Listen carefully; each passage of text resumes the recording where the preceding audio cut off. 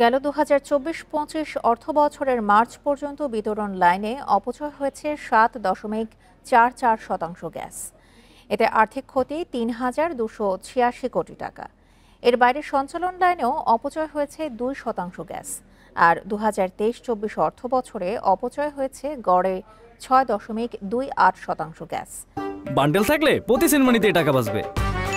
বিকাশ send money bundle কিনে জিতুন প্রতি লেনদেনে। এতে আর্থিক ক্ষতি দাঁড়িয়েছে ৩,৭৯০ কোটি টাকায়। সম্প্রতি রাজধানীর কারওয়ান বাজারে আয়োজিত এক সেমিনারে এসব তথ্য উপস্থাপন করেছে বাংলাদেশ তেল, গ্যাস, খনিজ সম্পদ কর্পোরেশন, পেট্রোবাংলা। এ সময় জ্বালানি বিশেষজ্ঞ অধ্যাপক ইজাজ হোসেন জানান, দেশে গ্যাসের উৎপাদন কমতে কমতে ১৫ বছর আগের জায়গায় চলে গেছে। তাই গ্যাস অনুসন্ধান জোরদারের কোনো বিকল্প নেই বলে মনে করেন তিনি।